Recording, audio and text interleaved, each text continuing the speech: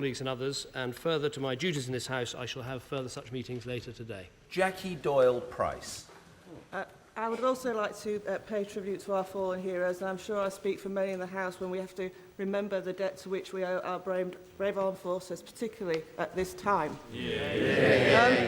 Would the Prime Minister aware that there are 14 members opposite who signed an early day motion congratulating Uncut UK, despite that organisation's refusal to condemn Saturday's violence? Will he join with me and urge them to withdraw their names? Well, I thank the honourable lady for her question. First of all, I think we should be absolutely clear. The scenes in central London of property and shops and banks and livelihoods being destroyed were completely and utterly unacceptable. And the police should have our full support in the way they policed the march and the action that they took. I do think it's important for people to understand that UK Uncut refused to condemn this violence, and members opposite should remove their names from that early day motion. Ed Miliband.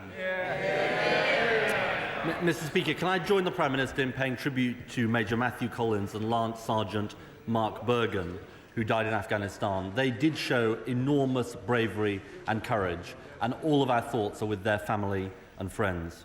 Can I start by asking the Prime Minister about the ongoing situation in Libya, and in particular, can he tell the House what is his policy on arming the rebels?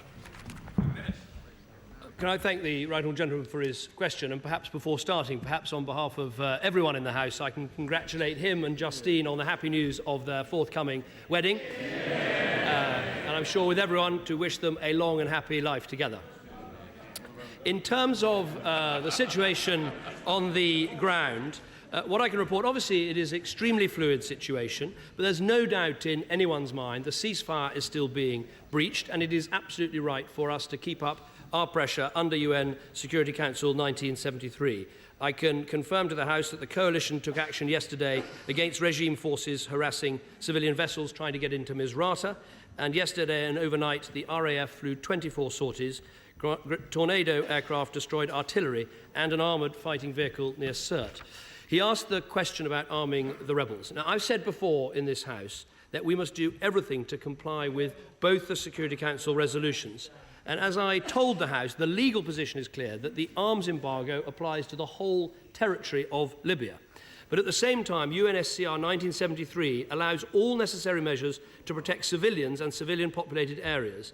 And our view is that this would not necessarily rule out the provision of assistance to those protecting civilians in certain circumstances.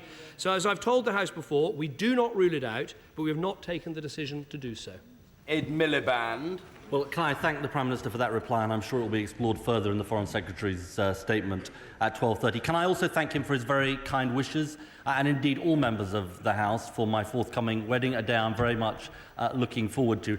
I may be coming to him, Mr. Speaker, in the next couple of months for some advice on stag nights, because I know he knows how to organise memorable stag nights. Let me turn to the issue of... Let me turn to a different issue, Mr. Speaker, which is the issue of tuition fees. The Prime Minister said that universities will only charge £9,000 tuition fees in exceptional circumstances. Can the Prime Minister tell the House, of the 23 universities who have announced their plans, how many are planning to charge £9,000? First of all, can I say I'm sure there'll be a free exchange of advice. I certainly found when I was Leader of the Opposition, I would have done anything to have a honeymoon, and he probably feels the same way. But we do wish him well. In terms of tuition fees, obviously the point about 9,000 is well made, that universities can only charge 9,000 if they go through a number of steps to prove that they really are improving access to universities. I don't have the figures available, but I'm very happy to give them to him. Miliband. Mr. Speaker, this is an important point, because the Prime Minister reassured people when he was selling his tuition fees policy, and it was in his own words, that there will be a basic threshold of £6,000. In exceptional circumstances, some universities will be allowed to charge £9,000. Well, of the 23 universities that have announced their fees, 18, that's more than 80%, are planning to charge £9,000. It's not the exception, it's the rule.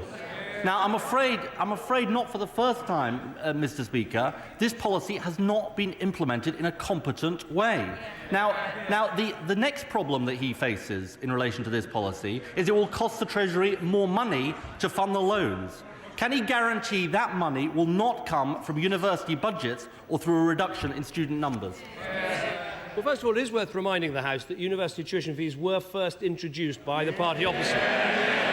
The point I'd make to them is there are two important points on this threshold. First of all, each university will have to spend £900 per place on access requirements. That's the first point. The second point is it is the Office of Access that will decide whether or not they can go to that 9,000 threshold, and very tough rules have been published and placed in this House for people to see. In terms of the additional revenue, the additional money that will go into higher education, he's absolutely right. Because of the system we're introducing, we will actually be spending more overall on universities. That's right. But the key is this, that because of the reductions in spending we're having to make elsewhere, this is the only way to guarantee we have well-funded universities, well-stocked libraries, well-paid lecturers, and good universities to take on the world.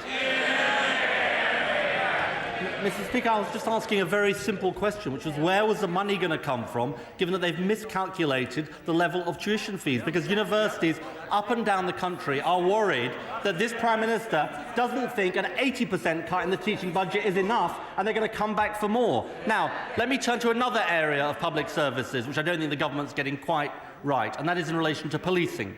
The police minister was asked on the radio this morning 8 times whether the number of frontline police officers will fall. Can I ask the Prime Minister, will there be fewer frontline police officers in the years ahead? Well, according to Home Office statistics, if all forces achieve the current best average for visibility and availability, that would increase the number of officers available by 8,000. Miliband. Mr. Speaker, I don't think people will even understand what that answer was supposed to mean, frankly. Because he should listen to the Chief Inspector of Lancashire. We cannot leave the front line untouched, and that is because of the scale of the cuts. And also, 2,000 police officers are being forced out under the A19 rule. Sergeant Dave Hewitt, I will be walking away from the force, unfortunately not through choice. As far as I'm concerned, I'm still young and I wanted to continue being a neighbourhood sergeant. That sounds like a frontline police officer to me.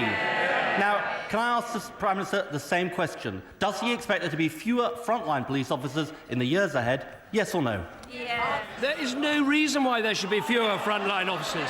And look, Mr. Speaker, look, both parties agree that the police budget has to be cut. I heard the Shadow Chancellor on the Mar programme, and he said this: we would have made cuts to policing. So they would have cut policing. We have to cut the policing budget. The question is, how do you make those cuts? We say you've got to freeze police pay for 2 years, you've got to reform police allowances, you've got to cut their paperwork. Because you oppose all of those things, you'd have to make deeper cuts in police numbers. That is the case.